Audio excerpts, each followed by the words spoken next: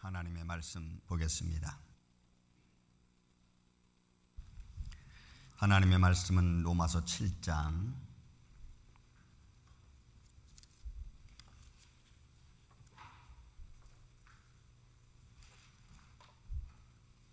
19절에서 25절 다시 한번 말씀을 제가 봉독하겠습니다. 로마서 7장 19절부터 25절. 내가 원하는 바 선은 행하지 아니하고 도리어 원하지 아니하는 바 악을 행하는도다. 만일 내가 원하지 아니하는 그것을 하면 이를 행하는 자는 내가 아니요 내 속에 거하는 죄니라. 그러므로 내가 한 법을 깨달았노니 곧 선을 행하기 원하는 나에게 악이 함께 있는 것이로다. 내 속사람으로는 하나님의 법을 즐거워하되 내 지체 속에서 한 다른 법이 내 마음의 법과 싸워 내 지체 속에 있는 죄의 법으로 나를 사로잡는 것을 보는도다. 오라, 나는 공고한 사람이로다. 이 사망의 몸에서 누가 나를 건져내랴. 우리 주 예수 그리스도로 말미암아 하나님께 감사하리로다. 그런즉 내 자신이 마음으로는 하나님의 법을, 육신으로는 죄의 법을 섬기노라. 아멘. 기도합니다. 예수님 감사합니다. 생명의 말씀을 주심을 감사합니다. 이 말씀을 가지고 이 시간도 은혜를 나누고자 합니다. 주님께서 종의 생각과 마음과 입술을 친히 주관하여 주옵시고 또한 듣는 성도들의 마음과 귀를 또한 열어주셔서 예수 그리스도 안에서 성령으로 하나 되게 하여 주옵소서. 어둠의 세력에 틈타지 말게 하여 주시며 주의 거룩함으로 충만케 하여 주옵소서. 또한 말씀 중에 성령님이 역사하여 주셔서 우리의 육신의 문제와 삶의 문제, 또 영적인 문제, 모든 질병의 문제들이 예수의 이름으로 치료받게 하여 주시고 또 예수의 이름으로 강건하게 하여 주옵소서. 예수 안에서 문제를 찾고 예수 안에서 해결되어지는 귀한 성도들 되게 하여 주옵시고 주님의 몸된 교회 되게 하여 주옵소서. 이 아침에도 이 말씀 중에 우리와 함께 하여 주시고 종의 입술과 함께 하여 주시옵기를 원하옵고 사랑이 많으신 예수님의 이름으로 기도하옵나이다. 아멘. 할렐루야. 여러분, 우리 앞뒤 좌우에 계신 분들하고 인사 나눕시다. 만나서 반갑습니다. 우리 인사 한번 나눕시다. 만나서 반갑습니다. 네. 인사 나누는 게 좀, 우리는 한국 사람들이 인사 나누는데 좀 이렇게 좀 약하죠. 여러분, 그 범죄 심리학에서 범죄를 저지르려고 하는 사람들의 마음을 조사를 좀 했습니다. 근데 그 범죄 심리학에서 내가 무언가 범죄를 저지르기 위하여 딱 스타트 하려는 순간 그 사람 범죄를 저지르는 그 사람은 모든 상황과 모든 소위 그가 생각하는 아이템들은 더 이상 범죄하고는 상관없는 자기의 계획이 된다는 겁니다. 그래서 그것을 실행하는 데 있어서 죄라고 생각하지 않는다는 거예요. 이게 범죄 심리학 중에서 범죄자들이 자기들의 계획을 세우고 이뤄가는 데서 가장 중요한 의미를 가진답니다. 여러분, 놀랍죠?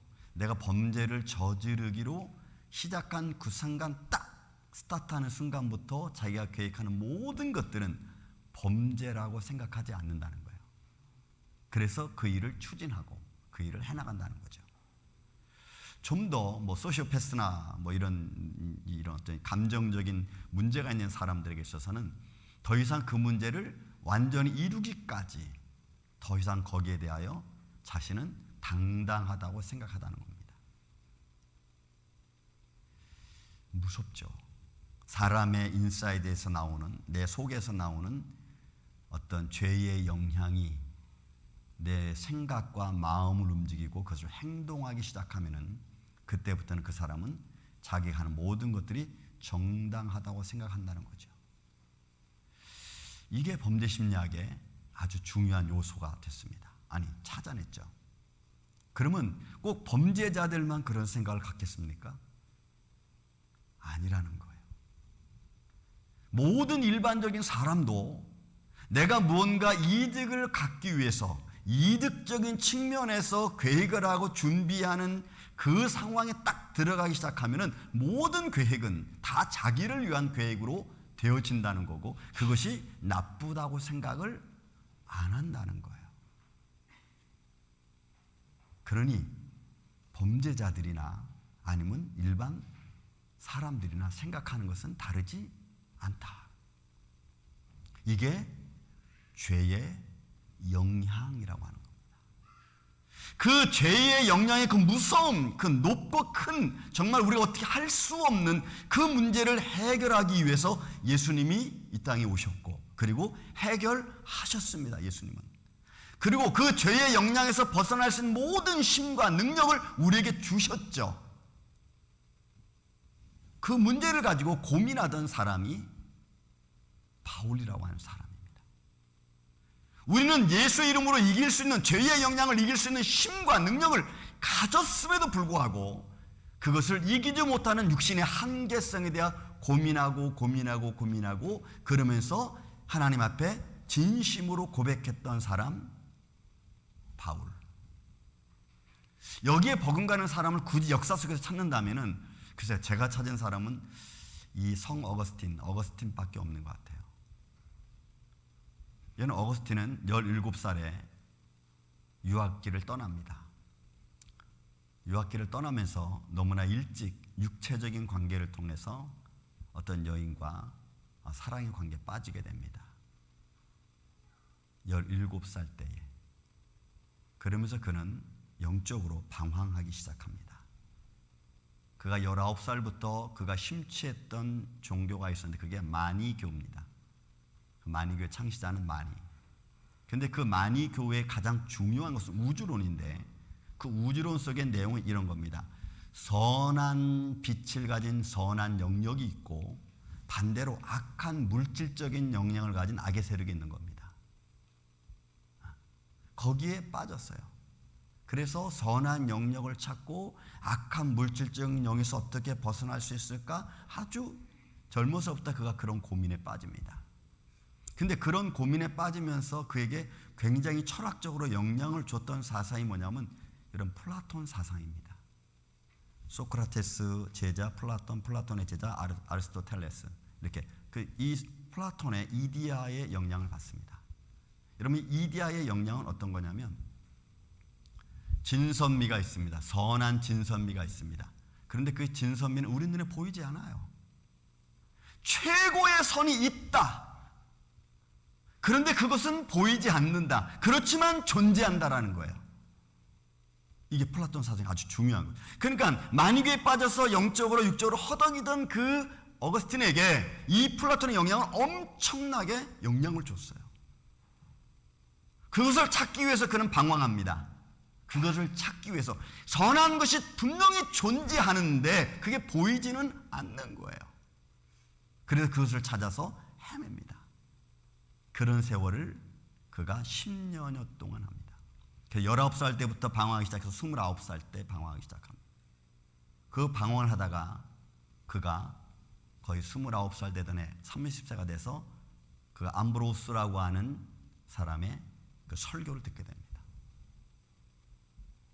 설교를 들었는데 마음에 차질 않아요. 왜냐하면 선이 있다고 얘기하는 거예요. 그 설교 속에. 근데 그 선이 무엇이냐 말할 수 없는 거예요. 근데 성경이 말해주고 있거든. 이 어거스틴이 밀란이라는 도시에 들어서 한 정원 속에서 곰곰이 생각합니다. 그 뭘까?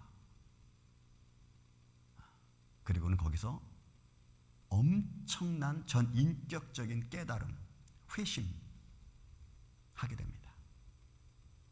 성경에서는 암브로스가 설교하는 그 설교 속에 예수 그리스도 그가 가장 최고의 선이라면 하면서 그가 고민에 빠집니다. 그가 고민에 빠지는 중에 그 고민 속에 이런 생각이 듭니다. 나는 여전히 죄의 노예라고 생각한다. 죄의 노예라고 자신을 생각. 왜? 자기 안에 선이 없거든요.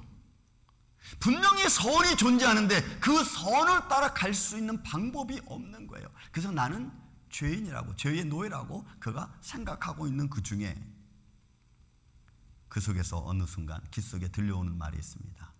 들어 읽어라, 들어 읽어라. 그래서 그가 우연찮게 성경을 딱 들게 됩니다. 그리고는 그 성경을 이런 거죠. 딱 폈어요. 피고 나서 첫눈에 들어오는 성경 구절을 딱 봤어. 근데 그 성경 구절이 로마서 13장 13절에서 14절에 있는 말씀. 낮에와 같이 단정히 행하고 방탕과 술 취하지 말며 음란과 호색하지 말며 쟁투와 시기하지 말고 오직 주 예수 그리스도로 옷 입고 정욕을 위하여 육신의 일을 도모하지 말라. 성 어거스틴은 이 말씀을 읽은 후에 엄청난 회심에 또 빠지게 됩니다. 고민에 빠지게 됩니다. 왜 나의 이 추한 이 모습들은 없어지지 않는 걸까? 어떻게 해야지 내 안에 이 추한 모습들이 없어질까? 고민합니다. 내 마음속에 가지고 있는 악한 생각들, 또 그런 것들을 통해서 내가 유익을 얻으려고 하는 이런 마음의 계획들, 이런 것들이 어떻게 하면 없어질 수 있을까? 그런 고민을 하던 끝에 그가 37살에 여러분 세례를 받고, 그럼 그 시기가 굉장히 기독교적으로 아주 힘든 시기입니다.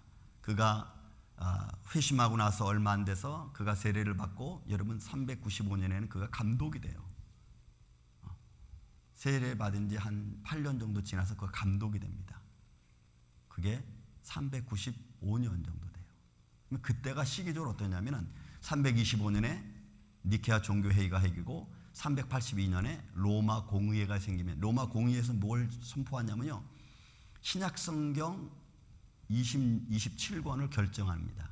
그 392년 카르타고 공의회에서 그 경전이 딱 정해지는 그 시기에, 그 종교적 정치적인 그 어려운 시기에 성 어거스틴의 영향이 엄청나게 영향을 미쳐요.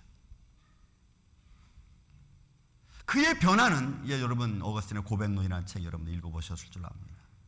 그가 고민하는 것 중에 하나는 뭐냐면, 내 인생에 내가 가지고 있는 이 죄성, 이 더러움을 내가 어떻게 이길 수 있을까? 내 안에서 나를 짓누르고 있는 이 아픔, 이런 것들을 어떻게 내가 이겨나갈 수 있을까? 라고 하는 아주 중요한 문제입니다. 여러분, 여러분들은 무엇을, 어떤 걸 가지고 고민하십니까? 여러분들 고민 중은 뭡니까? 우리 아들을 어떻게 키울까? 지금 렌트비 내야 되는데, 이 가게가 왜 이렇게 운영이 안 되지? 코로나 때문에 이게 너무너무 힘든데. 이런 것이 고민입니까? 아니면 지금 나를 누르고 있는, 내가 예수 그리스도 십자가 앞에 서기 위해 당장에 섰을 때 나를 누르고 있는 죄의 무게감, 내가 어떻게 살고 어떤 모습으로 내가 하나님 앞에 나아갈 수 있을까라고 하는 고민들입니까? 어떤 것들이 여러분들을 힘들게 합니까?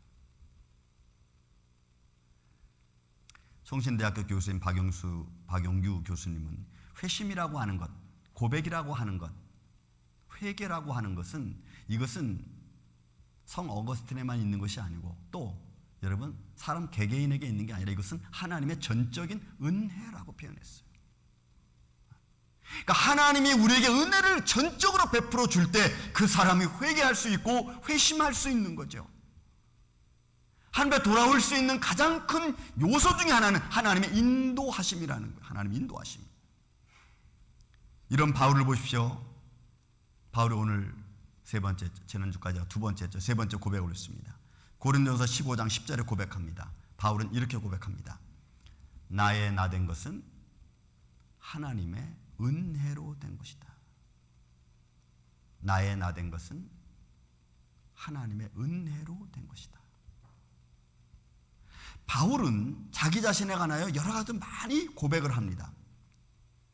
디모데전서 1장 10절에 보면 나를 충성되이 여겨 내게 직분을 맡겼다 그랬어요. 그런데 그 13절에 가면 뭐라고 표현하면 나는 포행자고 나는 핍박자고 나는 회방자라고 얘기해요. 그런 나를 하나님의 충성되이 여겼다는 겁니다. 나는 거짓말장이고 나는 속이는 자이고 그리고 나는 내 유익을 향해 달려가는 이런 나를 하나님 충성되이 여겼다. 무엇으로? 어떻게 했길래 하나님이 나를 충성되이 여길 수 있을까? 거기에는 완전한 회심입니다. 고백이죠. 주님을 떠났던 자가, 주님을 모르던 자가 주님 앞으로 돌아와서 주는 나의 그리스도시요 살아계신 하나님의 아들입니다라고 하는 그 믿음의 고백을 내가 갖는 거였어요. 그걸 알고 나니까 내 자신이 누군가를 철저하게 깨닫게 되는 거죠. 내가 누군가? 나는 회방자고 나는 핍박자고 나는 박해자였다. 주의 말씀을 생각할 때마다 주의 은혜를 생각할 때마다 나를 부르셔서 충성되이 여겨 내게 직분을 맡기신 그 하나님 은혜를 생각할 때마다 바울은 늘 깨닫는 거예요. 나 같은 이런 존재에게 이런 큰 은혜를 주셨구나 하면서 디모데전서 1장 15절에 이렇게 고백합니다. 나는 죄인 중에 괴수다. 은혜를 생각할 때마다 드러나는 것은 나 자신이에요. 하나님은 내게 은혜를 줄 때마다 나의 연약함만 계속 드러나는 거예요. 그래서 나온 고백이 나는 정말 죄인 중에 괴수다. 그러던 내가 회방자고 내가 폭행자고 내가 비방이었던 나를 하나님이 불러서 충성되이 여기서 내게 직분을 맡기셨고 이제는 내가 복음 전하는 자로 생명 살리는 자로 하나님 나를 이끌어 주신 것 정말 감사하죠. 왜? 그 전에 사울이라고 하는 이름을 가졌을 때는 오히려 생명을 죽이는 자 아니었습니까? 율법이라고 하는 자기의 배경과 자기 학문과 자기의 지식을 가지고 그는 사람을 죽이는 데 앞장섰던 사람이 여러분 사울이라는 자예요. 그러나 하나님의 부르심을 받고 그가 바울이 되고 바울이 된 그 이름이 그 이름대로 이제는 반대로 영혼 살리는 길로 영혼을 인도하는 길로 나오는 육신적인 바울 그런 바울이 고민하는 겁니다. 나의 나 된 것은 하나님의 은혜다. 내 힘으로 되는 게 아니고 하나님이 나를 여기까지 오게 하셨다. 에베네셀레 하나님 나를 여기까지 하나님 붙들어 주셨다. 나를 인도하신 하나님 내 힘으로 온 것 같고 내 지혜로 온 것 같고 내 어떤 배경으로 온 것 같지만 나를 인도하시는 하나님의 손길 여러분 그 손길이 여러분들과 함께 있기를 예수님의 이름으로 축원을 드립니다. 제가 미국에 올 때 1997년 1월 18일 보따리 여행 보따리 3개 가지고 왔습니다. 한쪽에는 우리 옷, 한쪽에는 애들 옷, 하나는 컴퓨터. 한국에서는 컴퓨터를 가지고 왔어. 여기서 살 생각은 못하고 컴퓨터를 가지고 왔어.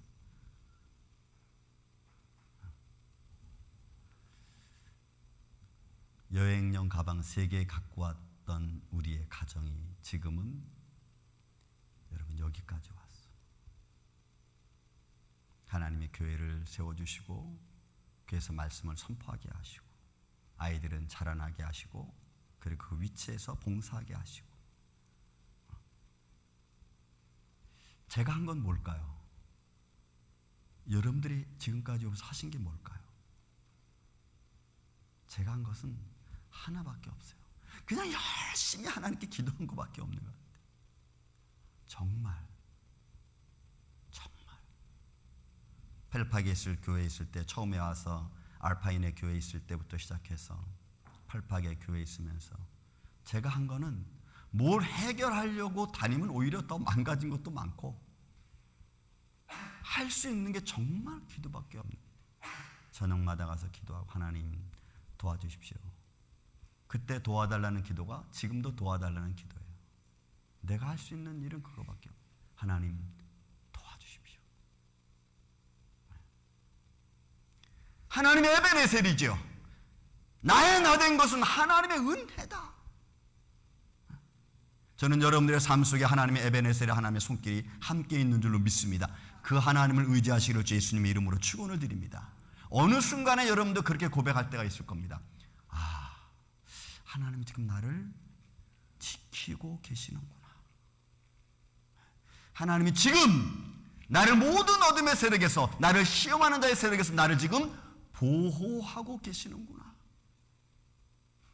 만약 여러분들의 마음속에 그런 생각이 드신다면 그 순간 여러분 무릎 꿇고 우리가 어디에 있든지 어떤 상황이든지 하나님께 감사할 수 있는 마음이 되시기를 전 주의 이름으로 축원을 드립니다. 왜요? 나를 인도하시는 하나님의 손길이 있기 때문에. 그래서 여러분 바울이 이런 고백을 하는 겁니다. 자기의 자신을 바라보면서 하나님의 영광을 바라보니까 이건 정말로 자기의 힘이 하나도 없는 거예요. 바울이 잘나서 하나님이 바울을 불렀습니까? 바울을 부를 때의 바울의 현장은 어디였습니까? 다메섹 도상이었어요. 그리스도를 믿는 사람들을 잡으러 가는 상황이었고 그들을 잡아다가 옥에 가두려고 하는 그런 의기양양한 그런 자세였습니다. 그런 바울을 하나님이 부르시는 거예요. 그런 상황에 있는 바울을 부르시는 거예요. 지금 우리의 상황은 우리의 욕망대로, 우리의 계획대로 가려고 할 수 있습니다. 저나 여러분이나. 여러분 하나님의 음성을 들으십시오. 여기까지 인도하시는 하나님의 손길, 지금 이 순간 나를 지키시는 하나님의 손길, 그 손길이 아니었더라면, 그 손길이 아니라면 우리는 지금 여기에 서 있을 수 없습니다. 바울이 그것을 알기에 나의 나 된 것은 하나님의 은혜라고 고백하는 것. 내가 여기까지 올 수 있었던 것도 하나님의 은혜라고 고백하는 것. 죄송하냐, 우리 가정 얘기, 우리 가족들은 하지 말라고 그러는데 제가, 우리 수 목사님이요, 화만 나면 하시는 말씀이 있었습니다. 나 방 하나 구해줘. 나 노인 아파트 갈 거야. 저는 속으로 죄송하다고 웃습니다. 가서 어떻게 하시려고 그러시나. 그러면서 맨날 기도하셨던 분이에요. 하나님 나 방 주세요. 교회에다 내 방 하나 줘. 근데 여러분 놀랍게도 그런 기도도 저는 하나님이 들으셨다고 봅니다. 우리 교회 가게 이사 와서 사택에 계시면서 언제든지 오셔서 기도하세요. 제가 이렇게 보면서 야, 하나님 참 사랑하는 자녀의 그 불평하는 기도도 하나님이 들으셨나? 이런 생각을 해요. 여러분들의 불평하는 기도도 하나님이 들으시는 줄로 믿습니다. 아름다움이죠. 하나님께 감사해요. 나의 나 된 것은 하나님의 은혜로. 한번 따라서 합시다. 나의 나 된 것은 하나님의 은혜로다. 여기까지 올 수 있는 하나님의 손길. 저는 그런 담대함으로 여러분들이 늘 승리하시기를 예수님의 이름으로 축원을 드립니다. 하나 더 고백을 보겠습니다. 이게 갈라디아 5장 2장 20절에 있는 말씀입니다. 좀 긴 말씀이지만 여러분 보십시오. 저는 이 말씀을 보면서 바울이 얼마나 자기 인생에 대한 고민을 했는가, 내가 어떻게 살아야 되고 어떤 무엇을 위해 살 것인가를 고민했는가를 여실히 느낄 수 있는 고백. 그가 얼마나 자기 인생에 관해서 고민을 많이 했는지 정말 느낄 수 있는 말씀이 아닐 수 없어요. 말씀 갈라디아 2장 20절입니다. 내가 그리스도와 함께 십자가에 못 박혔나니 그런즉 이제는 내가 산 것이 아니요 오직 내 안에 그리스도께서 사신 것이라. 내가 어떻게 살아야 되고 내가 여기까지 어떻게 왔는지, 내가 무엇을 위해 살 건지, 내가 어떻게 살 건지를 너무나 정확하게 성경을 바울을 통해서 고백하고 있는, 내가 이제 육체 가운데 사는 것은, 내가 이제, 여러분 이제 내가 육체 가운데 사는 것, 나를 사랑하사 나를 위하여 자기 자신을 버리신 하나님의 아들을 믿는 믿음 안에서 사는 것이라. 그래서 바울은 이 고백 속에서 우리가 연결시켜 볼 수 있는 것이 로마서에 있는 말씀 아닙니까? 13장. 내가 살아도 주를 위하여 살고 내가 죽어도 주를 위하여 죽나니 내가 사나 죽으나 다 우리는 주의 것이로다. 여러분 믿습니까? 그가 얼마나 자기 인생에 대해서 많이 고백했는지, 많이 생각했는지, 갈등했는지, 내가 이제는 어떻게 살까? 내가 하나님의 영광을 보았는데 이제 내가 어떻게 살아가는 것이 옳은가? 여러분, 이 말씀 하나하나에서 바울의 진정한 고민을, 육체적인 삶을 살아가는 고민을 우리가 볼 수가 있어요. 그래서 우리는 한번 이 그런 고백을 보면서 나를 좀 바라볼 줄 알아야 됩니다. 나는 지금 무엇을 위해 살지? 내가 지금 무엇 때문에 고민하고, 내가 무엇 때문에 지금 화를 내고, 내가 지금 무엇 때문에 내가 두려움을 갖고 있지? 여러분, 두려움에 지면은 두려움의 종이 되는 겁니다. 여러분들의 시기하는 마음에 여러분들이 지면은 여러분들은 시기하는 종이 되는 겁니다. 불평하는 마음에 여러분들이 지면 여러분 불평하는 자의 종이 되는 겁니다. 바울은 여기에 고민을 많이 했어요. 그래서 내 안에 내가 선을 하기를 원하지만 내 안에 선이 없다, 이 말이에요. 내가 원하는 바 선하지 아니하고 내가 자꾸 죄만 해. 이것 때문에 바울은 고민하는 거예요. 내가 육신을 가지고 왜 나 이렇게밖에 살 수 없을까? 내가 좀 원하는 선을 하면 안 되나? 그런데 여러분, 내 습관이 자꾸 내가 선한 마음을 가지려면 이상한 말이 툭툭 튀어나와. 나도 모르게. 마치 습관처럼. 그럼 바울이 그렇지 않았겠어요? 그렇게 자기 학력과 자기 모든 율법주의자였던 그 바울이 자기 눈에 거슬리는 상황 보면 이 말이 안 나오겠어요? 당신 그렇게 하면 안 돼. 이러면 안 나오겠어요? 왜? 율법을 가르치는 자 아니었습니까? 그리고 정죄하는 자 아니었습니까?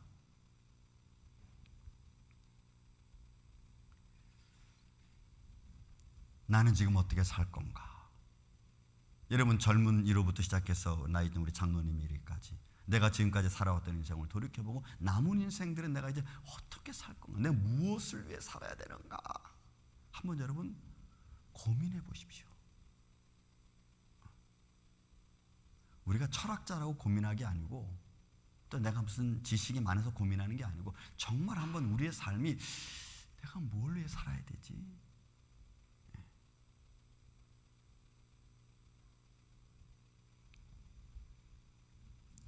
그래서 바울이 고백하는 겁니다. 여러분, 본문에 있는 말씀 22절, 23절, 24절. 내 속사람으로는 하나님의 법을 즐거워하되 내 지체 속에서 한 다른 법이 내 마음의 법과 싸워. 여러분, 싸우는 거죠. 선한 마음과 내 유익과 내 거짓말과 내가 얻고자 하는 거짓말, 그것과 그러지 마 하고 싸우는 거죠.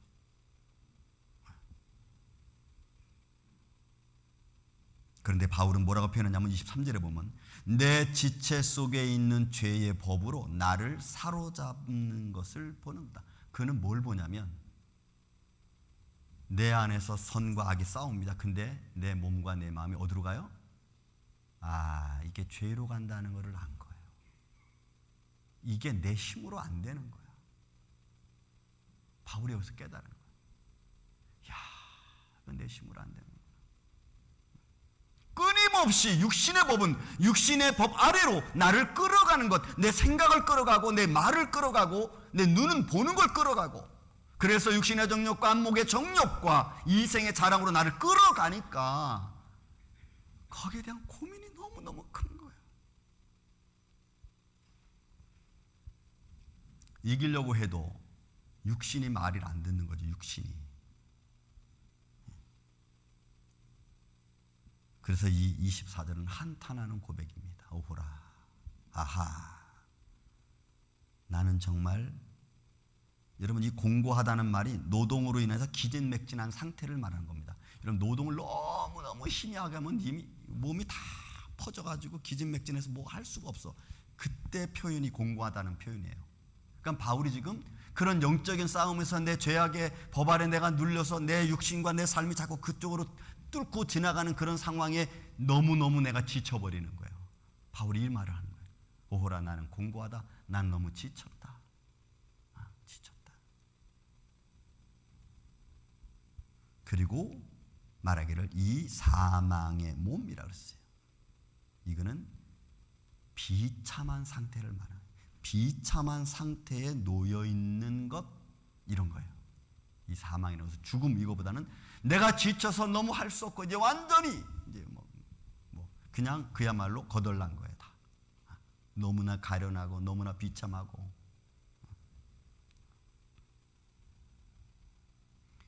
여러분, 우리가 믿음을 갖기 위해서, 하나님의 영광 이루기 위해서 우리가 이런 생각 해보셨습니까?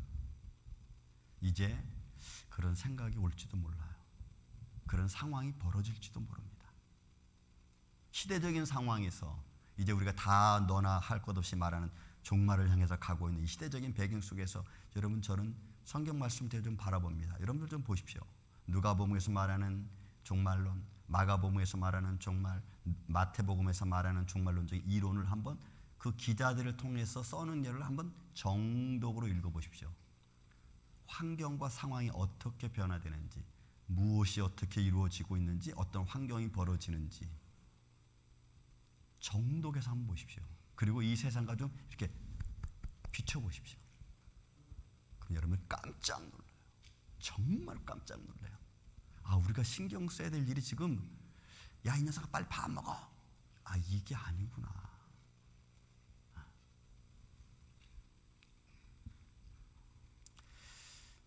바울의 고민과 고백, 여러분 결론 한번 제가 내리겠습니다. 제가 초대 말씀드렸습니다. 예수님은 죄의 무게감, 죄의 해결을 위해서 오셨다면 바울은 그 죄를, 우리의 몸을 가지고 어떻게 이겨나갈 것인가, 주님이 내게 이길 힘과 능력을 주셨는데 우리는 그 힘과 우리 육신을 가지고 있는 한 이겨나가기 너무 힘들다는 것을 어떻게 보면 바울이 고백하고 있는 것 중에 하나예요. 그래서 바울은 거기에서 싸우는 겁니다. 매 순간 싸우는 거예요. 싸울 때마다 느껴지는 건 뭐냐? 하나님의 큰 은혜고, 그 다음에 나는 심히 죄인 중에 죄인인 것을 깨닫게 되는 거예요. 그래도 우리가 나가야 될 것은 뭐냐? 우리는 예수 그리스도의 사람이라는 겁니다. 갈라디아 5장 24절에 말씀합니다. 예수 그리스도의 사람들은 육체와 함께 그 정욕과 탐심을 십자가에 못 박았다. 내 죄성이 죽었다는 이야기죠. 십자가와 함께 내 죄성이 죽었다는 거예요. 그래서 더 이상 내게 영향을 미칠 수 없다는 겁니다. 이게 예수 그리스도의 사람들의 모습이라는 거예요. 여러분, 바울이 이렇게 던져주는 고백하는 말씀들이 그냥 단순히 나온 말이 아니라 얼마나 고민하고, 얼마나 갈등하고, 얼마나 힘든 상황에서 이런 고백들인, 이 주옥 같은 고백들이 나왔는가를 우리가 좀 생각해 봐야 돼요. 예수 그리스도의 사람들은 이런 사람들이구나. 내가 육신의 몸을 가지고 있지만 예수 그리스도의 사람들이구나. 그렇다면 우리는 이제 한 단계 좀 업그레이드된 믿음의 신앙생활을, 믿음의 눈으로 세상을 바라보면서, 믿음의 눈으로 세상을 좀 포용하면서 우리가 나아갈 수 있구나. 다시 한 고백합니다. 여러분, 이런 결론 안에서 바울의 고백은 우리가 살아도 주를 위하여 사는 거예요. 죽어도 주를 위하여 하고, 살아도 죽어도 우리가 주의 일을 위해서 우리가 나아가는 거예요. 그 안에 기쁨이 있고 즐거움이 있고 그 안에 하나님의 축복이 있고. 사랑하는 이 아침의 성도 여러분, 여러분들은 어떤 고민으로 지금 힘들어 하십니까? 그런데 지금 여러분들이 하고 있는 일상적인 고민은 여러분들을 죽일 수 없습니다. 정말 여러분들을 힘들게 하는 것은, 여러분들 안에 믿음을 못 갖게 하는 환경들, 여건들일 겁니다. 그게 정말 힘든 일이에요. 그러나 여러분들의 믿음을 가지면 그런 상황과 환경들을 이겨나갈 수 있어요.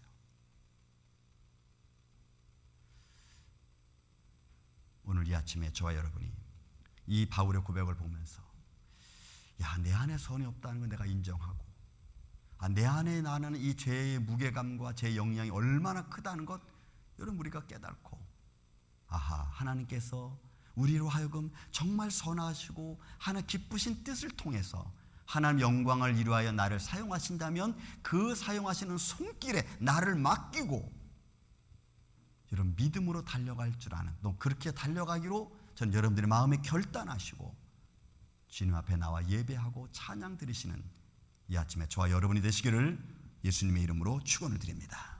사랑과 은혜가 많으신 아버지 하나님 감사합니다. 우리가 인생을 살아가면서 수많은 갈등 속에 살아갑니다. 그러나 그 갈등의 가장 큰 문제 중에 하나는 내가 주님 앞에 바로 서 있지 못하는 거였습니다.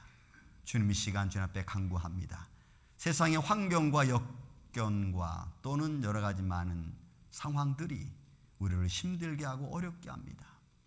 세상 사람들이 날 이해하지 못하고 가까이 있는 사람도 이해해 주지 못합니다.